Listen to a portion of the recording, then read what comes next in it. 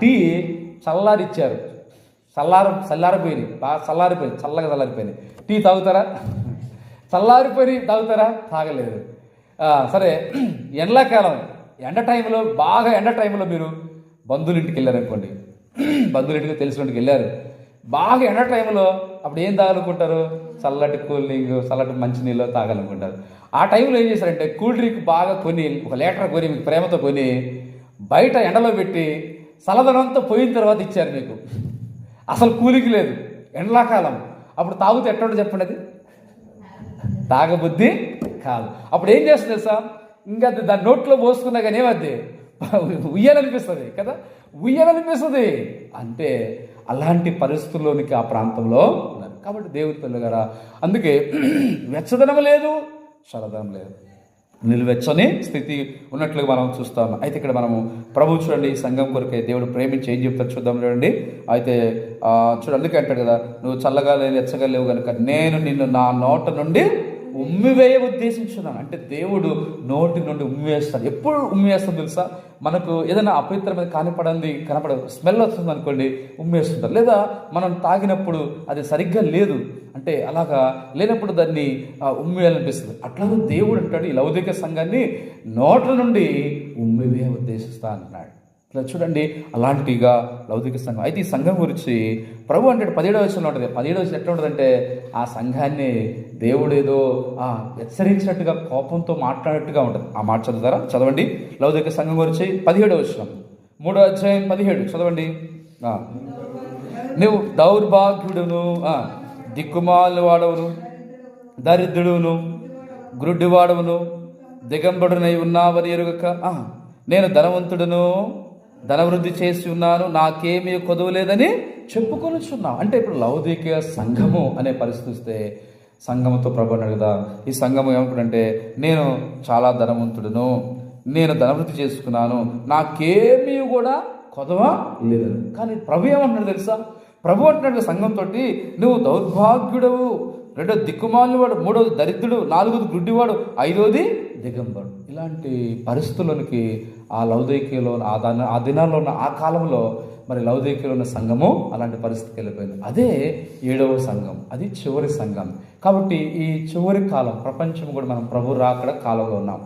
ఈ చివరి కాలంలో కూడా ఇలాంటి పరిస్థితుల్లో కూడా మనం జాగ్రత్త పడాలి. దేవుని ప్రజలంగా ఇలాంటి పరిస్థితులు ఉంటున్నాయి, ఇలాంటివి వస్తాయి కనుక ఈ పరిస్థితులు మనం చాలా జాగ్రత్త పడాలి. కనుక మనము ఆ పరిస్థితుల్లో ఉండకుండా ప్రభు ఇప్పుడు ఏం చెప్తున్నాడు?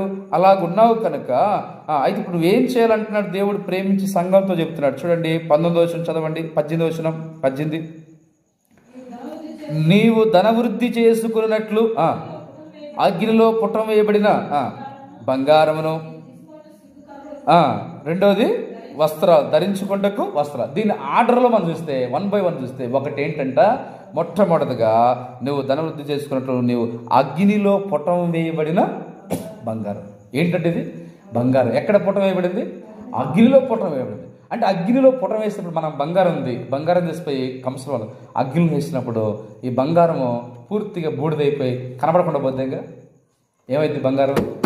బంగారం కరిగిపోద్ది. కానీ వేస్ట్ పూర్తిగా జీరోలుగా వేస్ట్గా పనికి రాకుండా మాత్రం పోదు కదా. బంగారం మొక్క కూడా పనికి వస్తుంది. అయితే ఇప్పుడు కర్ర గడ్డి కొయ్యకాలు ఉందనుకోండి, అది కాలిపోయి బూడిదైపోద్ది, అది మాత్రం దేనికి పనికిరాదు కదా, అది పనికిరాదు కదా, అది పనికిరాదు.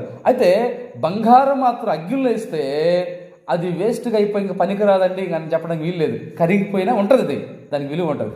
అదే సమయంలో బంగారం అనేది ఇంకా దానికి అగ్గిలో వేస్తే ఏమవుతుంది తెలుసా? దానిలో ఉన్న పైన మస్తంతా పోయి శుభ్రంగా ఎట్లా ఉంటుంది, ఇంకా మెరుస్తూ ఉంటుంది, తలతల మెరుస్తూ ఉంటుంది బంగారం కదండి. బంగారం మెరుస్తూ ఉంటుంది కదా, అంటే మెరుపులోకి వస్తుంది కనుక అది అంటే మస్ట్ పోయి చక్కగా ఇంకా మెరుపులోకి వస్తుంది. అందుకే పేతురు భక్తుడు అంటాడు, శ్రమల్లో ఇబ్బందులు కొలుములో ఉన్నప్పుడు, శ్రమల్లో ఉన్నప్పుడు ఏమవుతుందంటే వారు బంగారం లాంటి విశ్వాసం, అంటే బంగారం వల్లే మెరుస్తారు. యోబు అన్నాడు, ప్రభువు నన్ను పరిశోధించిన తర్వాత నేను దేవుని దృష్టికి ఎలాగుంటానంట, సువర్ణం వలె మారితేనే.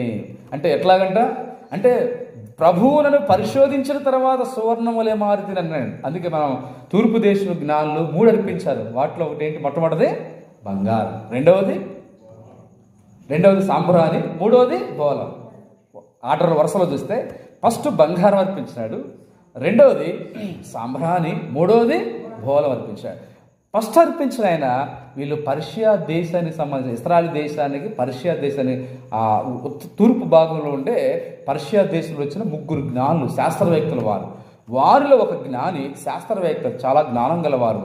ఆ జ్ఞానం గలవారు చేసినట్టు యేసుప్రభు వారికి వచ్చి పెట్టెను విప్పి బంగారం అర్పించారు. బంగారం అంటే అర్థమైంది తెలుసా? బంగారం అంటే కొన్ని అర్థాలు ఉన్నాయి. బంగారం, గోల్డ్. బంగారం అంటే ఏంటంటే దైవత్వానికి సాదృశ్యం. అయ్యా నీవు దైవం. అదే సమయంలో బంగారం దేని చూపిస్తుందంటే రాజరికాన్ని చూపిస్తుంది. పూర్వదినాల్లో రాజులకు ఏమి ఇచ్చేవారంటే ఏమిస్తారు చెప్పండి? చీపురు కట్టలు ఇస్తారా?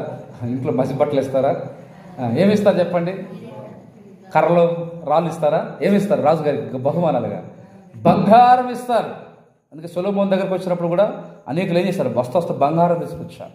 అంటే రాజు దగ్గరికి వెళ్ళినప్పుడు ఏం చేస్తారు? రాజు గారికి బంగారం అర్పిస్తారు. అంటే నువ్వు రాజువు. రాజరికానికి సాదృశ్యం. ఒకటి దైవత్వము, రెండవది రాజరికం రెండవది. ఆ తర్వాత ఈ బంగారం అని చెప్పుకున్న కదా, అగ్నిలో వేస్తే కాలిపోక క్షయం కాదు. అట్లని యేసుప్రభువు ఎంత శ్రమలు పొందినా కానీ ఆయన క్షయం కాడు కదా, క్షయమైపోడు, మరలా తిరిగి లేచినాడు. ఆయన అక్షయుడు అంటే క్షయము కానివాడు, కాలి బూడిదైపోలా, ఆయన శరీరం కుళ్ళు బట్టల. కాబట్టి ఆయన అక్షయుడు, బంగారం లాంటి అలాంటి పరిస్థితి. పరిశోధించబడిన వాడు యేసు. అయ్యా నువ్వు పరిశోధించబడతావు, నిన్ను పరిశోధిస్తే నీలో ఏ దోషము కూడా కానరాదు. శాస్త్రులు, పరిసయ్యులు పరిశోధించారు యేసు ప్రభుని. పిలాతు, రోమా గవర్నర్ పరిశోధించినాడు. హేరోదు రాజు పరిశోధించినాడు. మరి అనేకులు సాక్ష్యం ఇచ్చారు, ఆయనలో మాకు ఏ దోషము నేరము కానరాదు. కాబట్టి ఇక్కడ చూడండి, అందుకే బంగారం అంటే పరిశోధించబడి యేసుక్రీస్తు వారు బంగారం, అందుకే ఆయన తగినట్టుగా బంగారం అర్పించారు. మిగతా 2 నుండి అవి కూడా దానికి లక్షణాలకు మనం వస్తాను. సరే, మనం గమనిస్తే ఇప్పుడు అందుకే ఇప్పుడు ప్రభు ఏమన్నా తెలుసా, నువ్వు ధనవృద్ధి చేసుకున్నట్లు ఇప్పుడు మనం కూడా ఏం చేయాలంట అంటే లౌకిక సంఘం ఏం చేయాలంట? ముందు ధనవృద్ధి చేసుకున్నట్లు అగ్నిలో పుట్టమైన బంగారం నా యొద్ద కొనుము. అంటే బంగారం ఎవరి దగ్గర కొనుక్కోవాలి? మనం అచ్చంపేట షాప్లో కొనుక్కోవాలి, అవునా? లేదా సత్తెనపల్లి, హైదరాబాదు, గుంటూరు, విజయవాడ తక్కువ దొరికే జ్యువెలరీ మార్కెట్లో కొనుక్కోవాలా? కాదు. ఈ బంగారం ఎక్కడ కొనుక్కోవాలి తెలుసా? యేసు ప్రభు దగ్గర మనం కొనుక్కోవాలి. అంటే యేసు ప్రభు దగ్గరే దొరుకుతుంది బంగారం. ఇది లలిత జ్యువెలర్లో, లేకపోతే ఇప్పుడు కళ్యాణి జ్యువెలర్, ఇప్పుడు మార్కెట్ చాలా ఉన్నాయి బంగారం మార్కెట్లు. అక్కడ దొరకదు. అక్కడ ఏం దొరుకుతుంది? బంగారం దొరికిద్ది. కానీ యేసు ప్రభు ఇచ్చే బంగారం అక్కడ దొరకదు. మార్కెట్లో, సూపర్ మార్కెట్లో కూడా దొరకదు. ప్రపంచం ఎక్కడ దొరకదు. అయితే ఈ యొక్క బంగారం అనేది యేసుక్రీస్తు దగ్గరే దొరుకుతుంది. అంటే బంగారం ప్రభు దగ్గర దొరుకుతుంది. అర్థం ఏంటి? యేసు ప్రభు ఎవరైనా చెప్పుకున్నాం? దైవత్వం, సర్వ పరిపూర్ణత, దేవుని యొక్క గుణలక్షణం, దేవుని మూర్తిమంతం, ఆయన మహిమంతా ఎవరిలో వసిస్తుంది? క్రీస్తులో ఉంది. అసలు దైవత్వము, తండ్రి దేవుని గుణలక్షణాలు, దైవత్వం అనేది 100% యేసుక్రీస్తు వారు దేవుడు, 100% యేసుక్రీస్తు వారు మానవుడు. అర్థమైందా? 100% దేవుడు ఆయన, 100% దేవుడు, 100% ఆయన మనిషి. అంటే దేవుడు అంటే ఆయనే, ఇంకా ఆయన తప్ప మరొకరు లేదు. మనిషి అంటే కూడా ఆయన. ఎందుకు? ఆదాము మొట్టమొదటి మనిషే, కానీ ఆ మనిషి తత్వాన్ని, మానవత్వాన్ని ఏం చేశాడు? పోగొట్టుకున్నాడు. మానవత్వం పోయి ఏమొచ్చిందంటే సాతానత్వం వచ్చింది, అపవిత్రత్వం వచ్చింది. దేవుని పోలిక పోగొట్టుకున్నాడు ఆదాము, దేవుని తత్వం పోగొట్టుకున్నాడు ఆదాము. అందుకోసమే ఇప్పుడు మనుషులు అందరూ ఏమైపోయారు? అందరూ పాపులు అయిపోయారు. ఆదాము మొదలుకొని బైబిల్లో యేసుప్రభు తప్ప అందరూ కూడా ఏమైనారు? పాపులైనారు. ఇప్పుడు యేసుప్రభు ఎందుకు వచ్చాయంటే, అందుకు ఆయన అసలు మనిషి అంటే ఎలా ఉండాలి, మనిషి అంటే ఎలా ఉండాలి చెప్పాలని తెలియాలంటే ఆయన దేవుడై ఉండి 100% దేవుడైన ఆయనే 100% మానవుడుగా భూమి మీదకి వచ్చినాడు. ఇప్పుడు 100% మానవుడికి వచ్చి అందుకు పిలాతు అంటాడు, ఈయన చూసి, ఇదిగో ఈ మనుషుడు.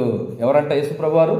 ఇదిగో ఈ మనుషుడు. అది పెద్ద అక్షరాలతో రాయబడింది. మీరు బైబిల్లో చూసుకోండి. ఆ పదం ఇదిగో ఈ మనుషుడు అనే పదం పెద్ద అక్షరాలతో ఉంటుంది బైబిల్లో. అక్కడ యోహాను సువార్తలో ఉంటుంది ఆ పాట. అంటే ఈయన అర్థం ఏంటంటే మనిషి అంటే ఏనే కదా. లోకంలో మనుషులకు ఏమైంది? అనేకమైన దొంగతనాలు, అనేకలు కాల్చి చంపడాలు, పెద్ద పెద్దలు కూడా చిన్న చిన్న బిడ్డల్ని బలాత్కారాలు చేస్తారు కదండి. లోకంలో మానవత్వం మంట కలిసిపోయింది. దైవత్వం అసలే లేదు మానవుల్లో. మానవత్వం మంటగలిసిపోయింది.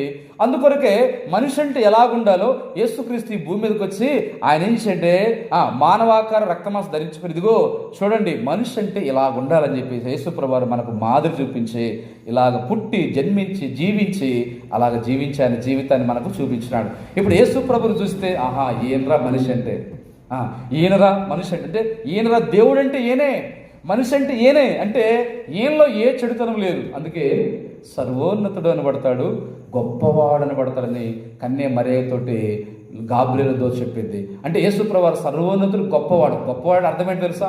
ఈ లోకంలో గొప్పవారు అంటే ఎవరంటే అమెరికాలో, ఇంగ్లాండ్లో, జర్మనీలో ఉద్యోగం చేస్తే గొప్పవాళ్ళు అనుకుంటారు. లోకంలో 100 ఎకరాల పొలం ఉంటే లోకంలో గొప్పవారు, 10 కేజీలు బంగారం ఉంటే లేదా పెద్ద పెద్ద ఆస్తి ఐశ్వర్యం అంటే గొప్పవారు లోకంలో. కానీ ఆధ్యాత్మికంగా గొప్పవారంటే, బైబిల్ ప్రకారం గొప్పవారంటే ఎవరు తెలుసా? బైబిల్ ప్రకారం యేసుక్రీస్తు వారిని ఎందుకు గొప్పవాడు అన్నారంటే, యేసు ప్రభులో ఈ భూమి మీద ప్రతి మనిషిలో ఏదో ఒక దోషం ఉంది, ఏదో ఒక మచ్చ ఉంది, ఏదో అపవిత్రత ఉంది. యేసు ప్రభులో ఆయన జీవితం జన్మ పరిశుద్ధమైంది, ఆయన జీవితం పరిశుద్ధమైంది. ఆయనలో ఎక్కడ కూడా దోషము అపవిత్రత లేదు, ఏ మచ్చ లేదు. ఎంత పరిశుద్ధుడు, ఎంత పుణ్యాత్ముడు, ఎంత మహానుభావుడు, ఎంత పరిశుద్ధ జీవితం జీవించాడు. అందుకే యేసు ప్రభువారు గొప్పవాడు. ఇప్పుడు చెప్పండి, అదే రీతిగా మనం చెప్పాలంటే మనుషులమైన మన జీవితాల్లో కూడా ఏ అపవిత్రత మాలిన్యం లేకుండా మంచి పరిశుద్ధ జీవితం జీవిస్తే వారే గొప్పవారు బైబిల్ చెబుతుంది. ఫస్ట్ దేవుడు గొప్పవాడైతే, రెండోది మనుషుల్లో ఎవరు గొప్పవారు? శిష్యులకు కూడా వచ్చింది, నేను ఎవరు గొప్ప అంటే, మీరు ఎవరు గొప్పవారు కాదు, ఈ పిల్లవాని వల్లే ఒకటి తగ్గించుకున్నవాడు వాడే గొప్పవాడు. అదే సమయంలో ఏ అపవిత్రత లేకుండా మనం పరిశుద్ధంగా ఒక వ్యక్తిని గొప్పవాడు అనడానికి కారణం ఎందుకు? ఈ లోకంలో చాలామంది దేవుళ్ళు అనబడేవారు చాలామంది ఉన్నారు కదా, దేవతలు. యేసు ప్రభువు ఎందుకు గొప్పవాడు అంటున్నామంటే, యేసు ప్రభువులో ఏ మచ్చ లేదు, ఆయనలో పరిశుద్ధ జీవితం, అందుకే ఆయన గొప్పవాడు అంటాం. అవునా? అలాగని దేవుని బిడ్డలను కూడా మనలో ఎక్కడ అపవిత్రత మాలిన్యము పాపం లేకుండా ఉంటే దేవుని దృష్టిలో మనము కూడా ఏమవుతాం? గొప్పవారు. కాబట్టి దేవుని ప్రజలారా, అందుకే ప్రేమ అంటే నా యొద్ద మీరు కొనుక్కోండి. ఏం కొనుక్కోవాలి చెప్పండి? మనం బంగారం. బంగారం అంటే ఏంటి? దైవత్వం. అంటే యేసుక్రీస్తు వారు దేవుడు, అవునా? ఆయన నమ్మిన బిడ్డలు మనం కూడా ఎలా ఉండాలి తెలుసా? బైబిల్లో ఉంది, దేవుని పోలే మీరు దైవములని చెప్పి తినంటాడు. అంటే ఉదయం చూస్తే యోహాను గారు అంటాడు, యేసుప్రభువు ప్రత్యక్షమైనప్పుడు తర్వాత చూస్తే మనం ఆయన్ను పోలి ఉంటాం. అందుకు భక్తుడు అంటాడు, మనం చనిపోయిన తర్వాత పరలోకానికి వెళితే యేసుక్రీస్తు వారు పెద్ద యేసుక్రీస్తు అయితే రక్షించబడి ఈ లోకంలో దైవికంగా జీవించి మరణించిన వారందరూ కూడా పరలోకంలో ఒక చిన్న యేసుక్రీస్తు లాగా ఉంటారంట. అర్థమవుతుందండి? ఒక చిన్న యేసుక్రీస్తు లాగా ఉంటాం. అంటే మన రక్షణ కాపాడుకొని పరిశుద్ధంగా దైవికంగా, బంగారం అంటే దైవత్వం, దైవత్వంతో మనం జీవించి మరణించామా, ప్రభు ఇచ్చినప్పుడు ఎత్తబడ్డామా, మనం పరలోకంలో యేసుక్రీస్తు లాగా ఉంటాం. ఎవరిలాగా ఉంటాం చెప్పండి? మనం యేసుక్రీస్తులాగా ఉంటామా, సాతాన్లాగా ఉంటామా? ఏమో సాతాన్లాగా ఉంటాం, యేసుక్రీస్తులాగా ఉంటామా? సాతాన్లాగా ఉంటావా? కాదు, యేసుక్రీస్తులాగా ఉంటాం. ఎక్కడ? పరలోకంలో యేసుక్రీస్తులాగా ఉంటాం కదా. యేసుక్రీస్తులాగా అక్కడ మనం పరలోకం ఒక చిన్న యేసుక్రీస్తులాగా ఉంటాం మనం. అక్కడ మనకి ఇంకా పెళ్లి చేసుకోరు, పెళ్లికి ఇవ్వబడరు. లోకంలో విషయం చెప్పాలంటే ముస్లిం సోదరులు ఏమంటారు తెలుసా? వాళ్ళు ఈ లోకంలో పవిత్ర యుద్ధం చేసి, అల్లా కొరకు యుద్ధం చేసి చనిపోతే చంపి, ఇతరులను చంపాలి, మనం కూడా చావాలా. ఇతరులను చంపేసి మనం పవిత్ర యుద్ధం, అది వాళ్ళు పవిత్ర యుద్ధం అంటారు, పవిత్ర యుద్ధం వాళ్ళ పేరు. అలాగే పవిత్ర చంపడమే పవిత్ర యుద్ధం. అలాగే చంపి మనం వెళితే ఒకవేళ మనం చచ్చిపోయినా సరే అక్కడ జిన్నత్, వాళ్ళు జిన్నత్ అంటారు, మనం పరలోకం అంటాం, హైందవులు స్వర్గం అంటారు, మహమ్మదీయులు జిన్నత్ అంటారు. ఆ జిన్నత్తులో ఒక్కొక్కరికి 70 మంది భార్యలు ఉంటారని చెప్తారు. ఒక ఆయన ఫ్రస్ట్రేషన్ అట, అయ్యా మరి ఈ లోకంలో పవిత్ర యుద్ధం చేసి చనిపోతే, అల్లా కొరకు చనిపోతే అక్కడ జిన్నత్తులో 70 మంది భార్యలు ఉంటారు వాళ్ళకి అక్కడ జిన్నత్తులో. మరి ఇక్కడ భూమి మీద కూడా భార్యలు కూడా మంచిగా జీవించి చనిపోతే వాళ్ళకు కూడా 70 మంది భర్తలు ఉంటారా అన్నాడు. నీకు ఏం చెప్పాలి answer? No answer, no rules. అంటే అది కరెక్టు కాదు, కరెక్ట్ కాదు. మరి హైందవులు ఏమంటారంటే హైందవులు వాళ్ళు పుణ్యం చేసుకుని సరిపోతే స్వర్గంలో రంభ, ఊర్వశి, మేనకలు ఉన్నారంటారు. వాళ్ళు డ్యాన్స్లు వేస్తారు, నాట్యాలు ఆడతారు, ఈ నాట్యాలు చూస్తూ ఉంటారు, జొల్లు గడుచుకుని చూస్తూ ఉంటారంట. అంటే డ్యాన్సులు అక్కడ స్వర్గంలో రంభ, ఊర్వశి, మేనకలు ఉన్నారండి? లేరు. స్వర్గం అంటే పరలోకం. పరలోకంలో ఎవరుంటారు? దేవుడు ఉంటాడు. బైబిల్ ప్రకారం ఎంత కరెక్ట్ చూడండి. బైబిల్ పరలోకంలో దేవుడు ఉంటాడు, దేవదూతలు ఉంటారు, తర్వాత రక్షించబడిన పరిశుద్ధుల సమూహము దేవదూతల్లాగా యేసుక్రీస్తును పోలి ఉంటారు. అంతేగాని అక్కడ పెళ్లి చేసుకుని ఎవరు చెప్పారు? యేసుప్రభు చెప్పాడు కదా. పునరుద్ధానం చెప్పే వారి గురించి అయ్యా ఇలా ఒక విషయం అడిగితే ప్రభు చెప్పాడు, పరలోకలు పెళ్ళిళ్ళు ఉండవు, చేసుకుని పెళ్ళికి ఇవ్వడు. అక్కడ దేవుని పోలి ఉంటారు, దేవదూతలాగా దేవుని దేవదూతల వివాహాలు ఉన్నాయా? లేవు. దేవదూతలు పెళ్ళిళ్ళు లేవు. అలాగ దేవదూతలాగా ఉంటారు, యేసుక్రీస్తులాగా ఉంటారు, క్రీస్తుని